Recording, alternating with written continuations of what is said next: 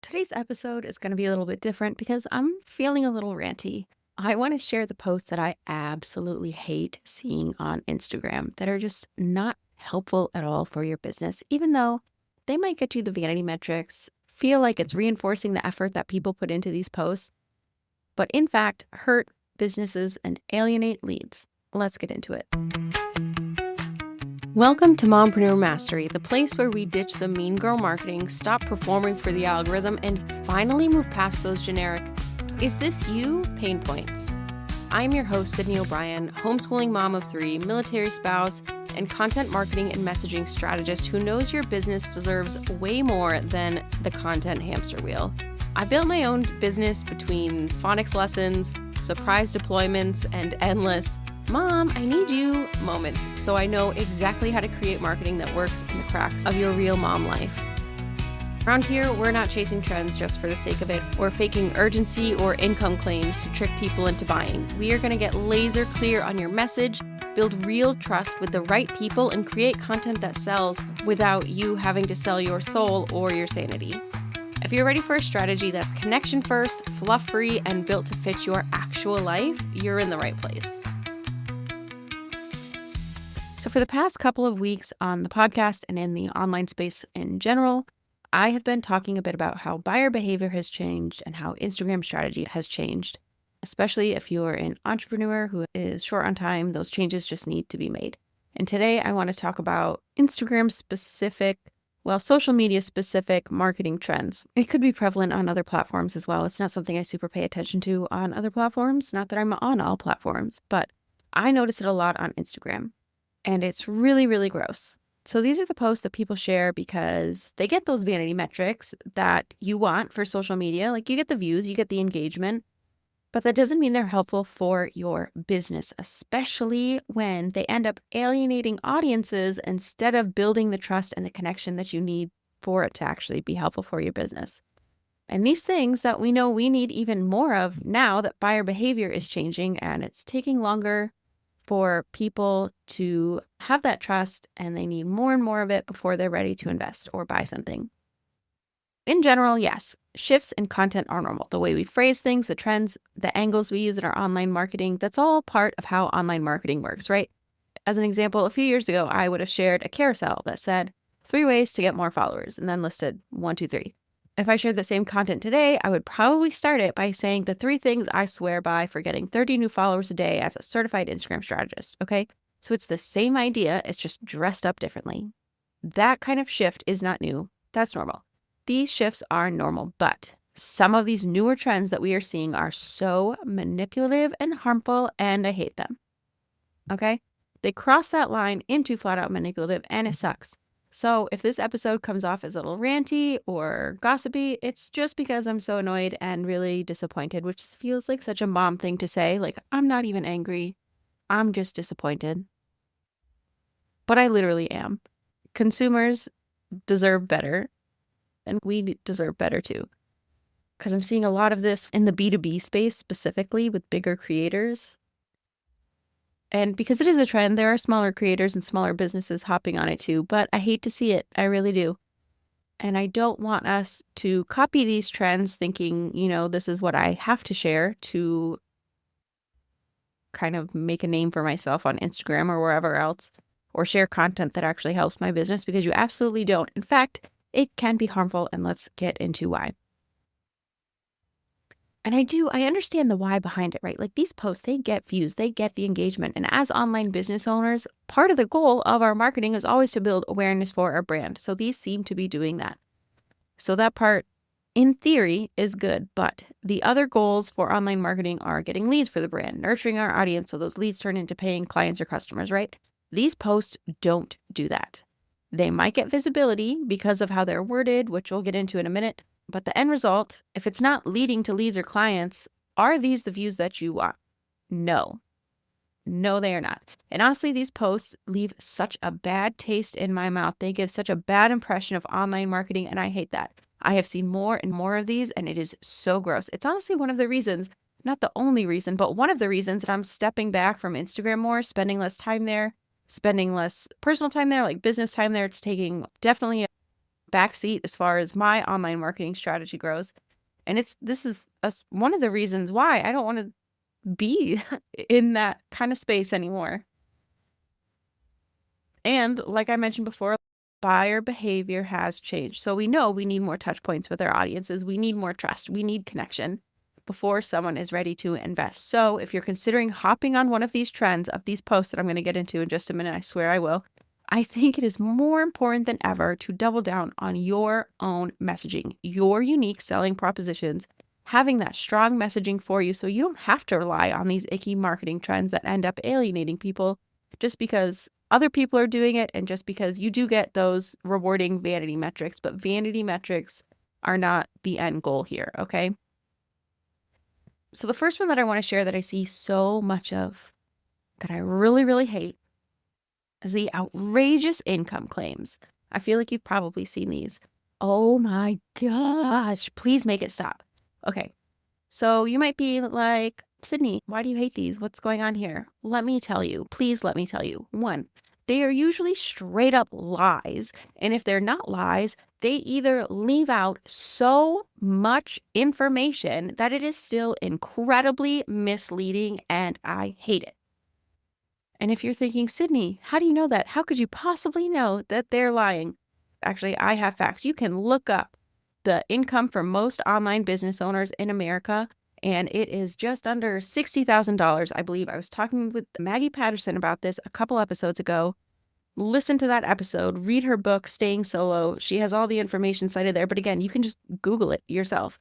For all of these people to be claiming they are constantly having like 20K months, hitting six figures as online business owners, they're either flat out lying, trying to sell you whatever system or template or whatever, using this as like authority building content, trying to sell you this dream of what they have, because obviously we want the system or template to make more money, or they're leaving out so much information. Like when did they start their business? Was it before like everyone and their mom started an online business and when it was really easy to grow your list and convert leads?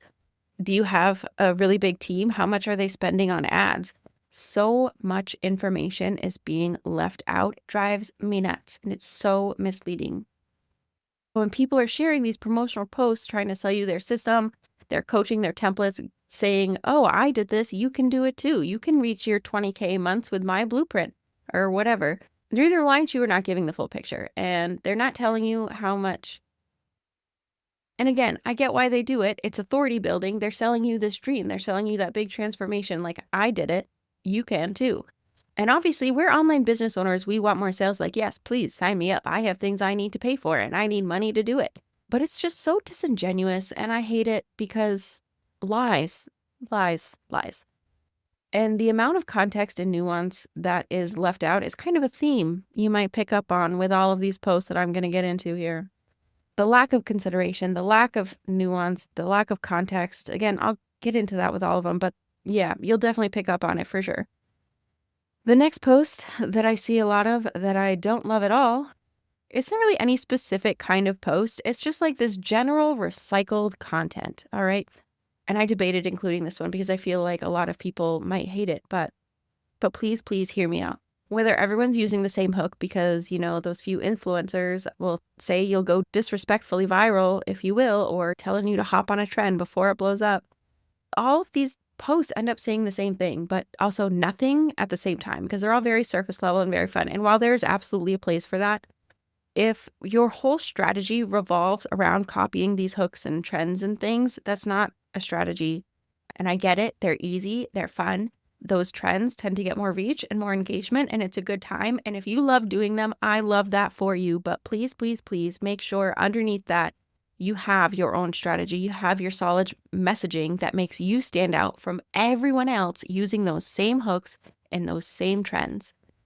And I'm not talking about generic pain points and the surface level, like I help whoever statements. I mean, dig deep kind of messaging. You need to be building that authority. You need to be creating connection and building trust if you want these to actually lead somewhere. I think these are really great for top of the funnel kind of content, okay, for visibility. But with any kind of visibility, you still have to make sure your messaging is there. So the visibility you're getting is from the people you want to see it, the people who are most likely to go towards the bottom of that funnel and actually buy from you. So it's not that these are horrible, but I think we tend to lean on them a little too much. And the same goes for like AI generated content as well. When we just pop in like, oh, what should I post today? And again, I understand like part of it is the hooks and trends and things are fun. And if you don't have a post planned, it's so easy to pull up Instagram and find one of those and just like quickly whip out a post so you can cross social media off your to-do list for that day. 110% understand that. We are stressed. We are tired. We are overwhelmed. We want to be able to make things as simple as possible so we can address everything else that we have to get done in any 24-hour period. It's a lot. And again, that applies to AI too. It's so easy to go to ChatGPT and be like, what should I post today? The thing is, that doesn't mean it's a whole strategy, and that doesn't mean it's super helpful. I think doing less content more intentionally is better than hopping on endless trends and reusing these recycled hooks with sharing surface level kind of content that, and like I said, yes, these definitely have their place. I'm not saying never do them. I'm not saying you can't do them. I'm just saying be careful of how often you're doing them. Have the deeper messaging and strategy behind it so that it actually works with everything else is all. Okay? You got to have those differentiators. You got to have that solid messaging. People rely a lot on AI content, on these quick wins for content just to get it done, just to have something to post. And I'm not trying to shame anyone that does this. I completely understand why we do it. I've done it too for trends and things and AI. And it's that vanity metric payoff, right? For the trends specifically, it's right there calling to us. And it's also fun. Like if you see a trend and you want to hop on it, if that's your vibe, yes, absolutely do it. When it comes to AI specifically, I think, especially for my business owners who are mom business owners, we again have so much going on. Why would we not take advantage of this tool that's sitting right there that can just easily get some content done for us so we can move on to whatever else we have to do today? I completely get that. It's so nice to have that tool in your back pocket. It's so nice to have a post planned for you, either using AI or opening Instagram, quickly finding a trend and hopping on. I get it. I've done it. And unfortunately, this all comes back to that foundation of messaging. If you don't have that deeper level of messaging, that understanding of it, it's just content fill-in feeds that's not actually saying anything. It's not bringing your audience anywhere. It's not even bringing the right people in for that top of funnel content that I mentioned. And again, I really want to stress this. I understand we are all exhausted. We are overwhelmed. We just want to get this done to get other things done too.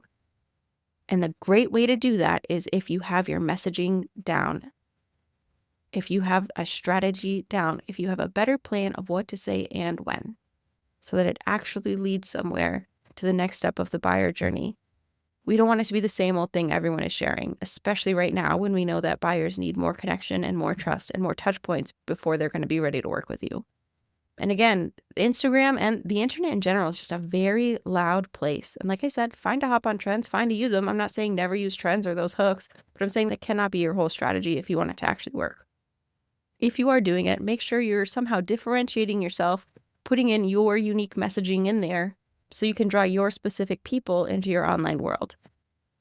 That's the most important piece that I see constantly missing. And I don't want you to hear this and think, oh my gosh, every post has to be absolutely perfect and strategized and so important. No, absolutely not. I've shared so many posts that don't do that. And I think that's fine to do. Sometimes not everything has to be perfectly planned and thought out and strategized.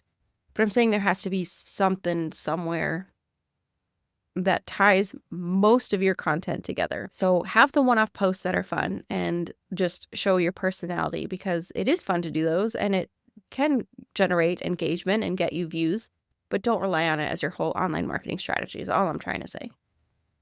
The third type of post that I hate seeing, I was actually just talking to a couple people last week about this type of post and how much we hate it as well.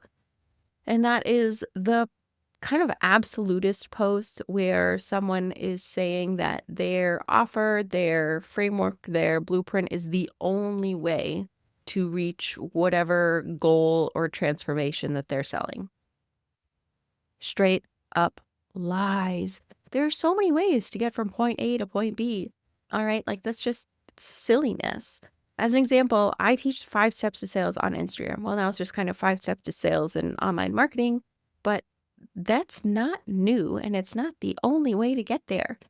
I'm sure you've all heard of the know, like, and trust factors, right? You got to have those 3 factors before someone is ready to work with you. That's basically what I'm teaching, just more drawn out when people need so many touch points on social media because it's so short form. That's it. That's all it is.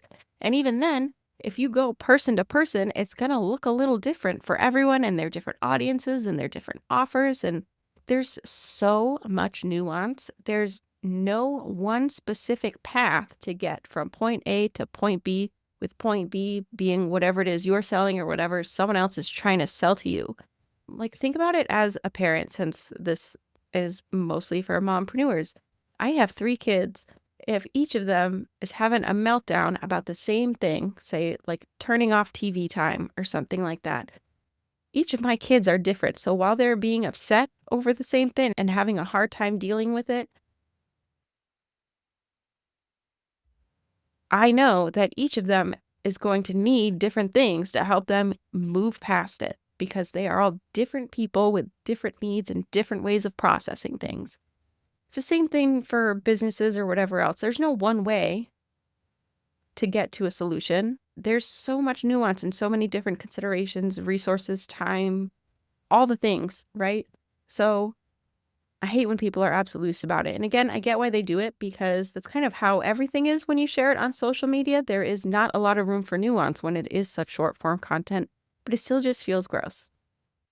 And it's just one of those incidents, again, where there's so much context being left out and it drives me nuts. Everyone's going to be different.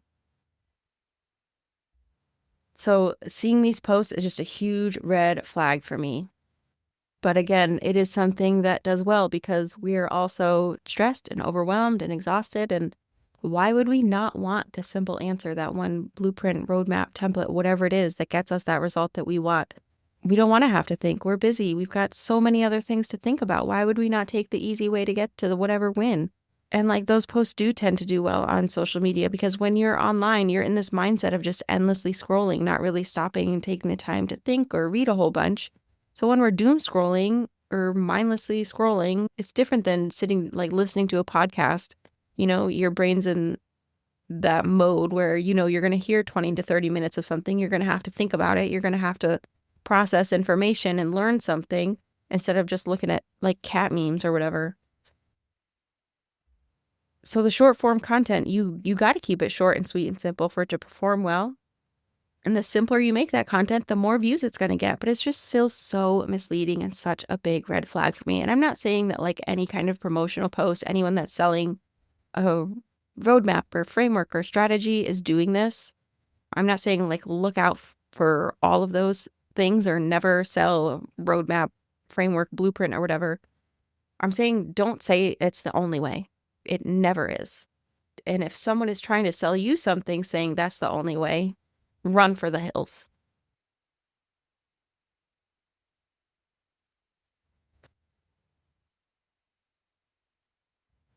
All right, this next one might actually be my least favorite type of post.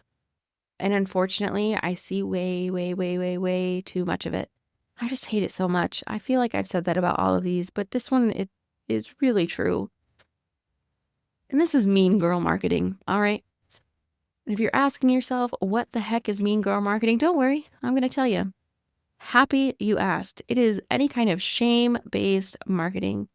Why in the world would I want to buy coaching services from someone who shames me for trying something else first that's not their services? I don't understand it, but I see it all the time and I just don't get it.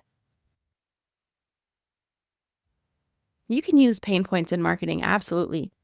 Like, why wouldn't you? But it has to come from this place of validation and to be like, I see you, I get you, I can help you, I understand you. But in mean girl marketing, that's not what it is. In mean girl marketing, it's shaming people for having problems. It's shaming people for trying these other solutions to fix these problems that aren't the solution you're selling. And you know what's absolutely insane to me about this? The thing that drives me the most just cuckoo bananas, and I say that because I was watching clips of Degrassi earlier. If you know, you know. But it drives me so insane that when I see these types of posts, I will go click over to the profile of the person that posted it, and 8 times out of 10 in their bio says, empowering women to make more money or whatever. It's something about empowering or helping their audience. And I'm like, what about this is empowering? What about this is helpful? It's so gross and manipulative. I don't understand. I would love to see what the conversion rates are for their marketing like that. I would love to see it because that screams red flag to me. It bothers me to no end. And the reason that they make these posts is because it's divisive. Posts like these hot take kind of posts, they perform well, right? You start with that strong take, something that immediately catches people's attention and it gets engagement, which means it gets views. And they might get the vanity metrics from it. And when they get those vanity metrics from it, it reinforces the idea that it's working. But it doesn't actually help your business other than those Instagram vanity metrics. There's no way that is building connection, and it's absolutely not building trust. All it does is foster shame and alienation, and that is not what you should want as a business owner. That is not what you should want as a human being in the world, and it's not something I ever want to see in my feed. That is not the effect we want to have on our audience. And like I said, Instagram is such short form content. People on there, they're not there to having like with long attention spans. So you're pulling it up to scroll. You're not reading a novel. You're not really reading to learn. So you're in this mindset of quick swipes, quick scrolls. So the stuff that is going to do super well is super simple and easy to consume because that's what our brains want when we're on Instagram. So that leads to a lot of posts leaving out a lot of context and wording things in these really weird ways that come off as super divisive and super absolutist. And it just takes out so much nuance and it leads to marketing that is just flat out misleading. Like when people promise, oh, do these 3 steps and you'll have 10K months just like me. No, actually, I'm willing to bet it takes a lot more steps and a lot of time and a lot more work than you're making it sound like. But that's not what works on Instagram. So why would you share all of that? But people are going to read that and want it because who the heck wouldn't want simple 3 steps to 10K months, right? We all want those quick wins. And again, completely get it. Everyone is so stressed and exhausted. The economy is wild. The world is wild. So much is going on. And I get that. That doesn't make it any less misleading for the marketer of those things.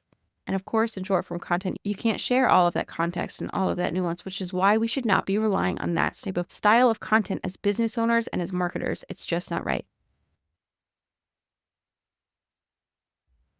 I'm not saying that all of these posts or all of these hooks are misleading. The rest of the post, they might include some information.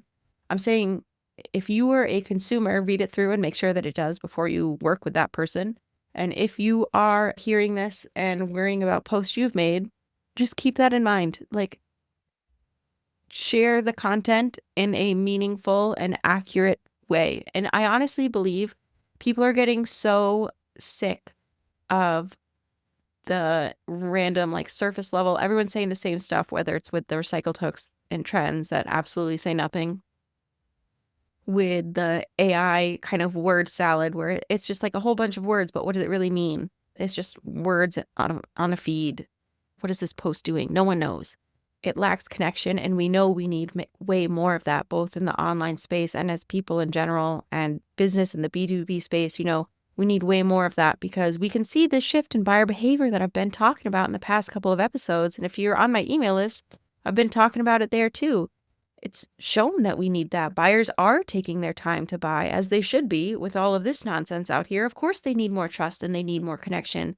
So they need to know that this is worth their time and their energy and effort before they buy it. And the way we get that as the business wanting their money is not through the type of post that I just shared in this episode. It is by having solid messaging, knowing what you are saying, knowing your mission, sharing it in a way that conveys that, and then knowing when to say it so you can help the people you want to help with your services. And so you can get all of those touch points that you need in order to have the trust and the connection so people are ready to invest with you. But like I said, these posts do well on social media because they cater to vanity metrics rather than connection. Then they try to frame these big ideas and big promises as so simple because we crave simplicity because we're just so exhausted and life is so stressful. And of course we want the easy way. Of course we want the quick wins and the big results. Like, why wouldn't we? It just doesn't take so much into consideration lacks so much context and just ends up being so misleading and manipulative and generally harmful for a number of reasons. And I really want to stress this. I completely understand why people hop on these marketing trends. I'm sure I have done some of them too. And if I have, I apologize. If you have and you're feeling bad right now, I'm not trying to call you out. I'm trying to call you in and say we can do better. And I get why they get shared, honestly. Again, these vanity metrics reinforcing the idea that these kinds of posts are working. But are they really? I mean, when I said before I want to see the conversion rates for the mean girl marketing posts, I don't mean the follows and the comments. I mean, how many actual leads are people getting from this? How many dollars are they making when they share these posts? I cannot imagine it is much. So it might be working for the algorithm, but not necessarily for the business. And also, like I said, when we barely have time to think about what to make for dinner because there's so much going on, having these very easy trends to hop on or just kind of copying what other businesses are doing online or turning to AI for content help. It's easy. It gets something off of our to-do list. I completely understand that. Why would we not take advantage of those tools when it feels like an easy win when we are drowning in task lists? But I do know that if you are still listening, I know you feel it too. We can do better for ourselves and for our businesses and for our audiences. And I know I'm not alone in this because, like I said, I've been talking about it in my emails the past couple weeks, and I have been getting so many responses from other mompreneurs, other entrepreneurs telling me they feel seen, telling me they feel the same way, telling me they have been noticing the same things. And for me, that really validated the changes that I have been making in my own strategy, in my own whole business, and in my membership. So if you're listening to this and wondering, well, what am I going to share then? What happens to my audience? Know that people are getting pretty sick of it.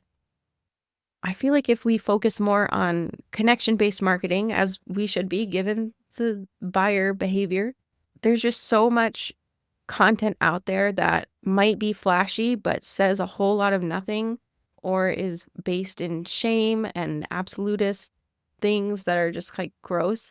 People crave that connection, that reality that we should really be bringing to our content. And all of this is why I'm making changes in my own business. I mean, among other things, this isn't the only reason, but opening it up to online marketing in general, not just Instagram. I talked about that a couple episodes back. So if you missed it, check it out. So I'm making some big changes in my membership. It used to be called Post with Purpose. It is now called Content That Converts. It is not Instagram specific anymore. It is all online marketing and making sure your marketing across multiple platforms is all working together with a strong messaging foundation to bring you leads and sales in a way that works for you in a voice that sounds like you. And I'm doing that by really leaning into this connection piece, both in teaching connection-based marketing, but also in my membership. I will be having content planning calls so that because everyone's plan is going to be different. It doesn't make sense to follow some generic blueprint or roadmap or whatever and just be told to here, post this. Everyone's different. Your business is different. Your time is different. Your resources, your offers, audiences, all the things. So leaning into that to get more personalized support with that and in a dedicated Slack channel, we're going to be planning content. We're going to be working on really digging deep into the right messaging so that we can stand out and attract our absolute ideal clients. And just making sure marketing works for us and not for any specific algorithm. Because again, I get that we're stressed and exhausted, and it's a lot easier to rely too heavily on these tools, the templates, the AI, the hooks, the trending reels, and say, instead of making sure that our content is aligning with our messaging and our mission, the members that were in Post with Purpose all stayed as I announced the changes to them and gave them the option. And they're excited about the changes, and I've been getting good feedback, and I absolutely love it. It's been going really well. So like I said, focusing more on one-on-one support with the planning and the deeper understanding of messaging, bringing in guest trainings from different platforms and different backgrounds. But the whole goal is connection-based marketing in a time where we know buyers are needing more and more trust and more connection to be ready to invest. And I honestly think with all of these AI content, the overused hooks and trends that just fills feeds, but don't say a whole lot, people are really craving that personal connection. And that's what I'm hearing in replies to my emails as well. So honing in on that messaging, however you're ready to do that, is going to be super, super important now more than ever. And if you do want to do that in content that converts, I will link details in the show notes. Feel free to check it out. If you have questions to see if it's a good fit for you, please send me a DM. But as you create any content, think about who you're sharing it for and why before you hop on the next trend, before you use a hook that everyone else is telling you to use. Think about what feels right for you and what your audience needs to hear from you. And if you're not sure what that might be, send me a message on Instagram and we can talk through it. My handle has changed. It is actually at sydneyobrien.co. I would love to hear from you. That's it for this episode of Mompreneur Mastery. If you're building a business around your life, not the other way around, and you're tired of being told to hustle harder to make sales when you're already hustling at 110%, I hope this gave you a breath of fresh air. And if it did, I would love it if you left a quick review or shared this with another mom entrepreneur who is ready to market with more strategy and way less stress. And if you want to see what a cohesive content map across multiple platforms with strategic messaging looks like, check out the link in the show notes to grab your free copy of the Buyer Journey Content Map. I'll see you next time.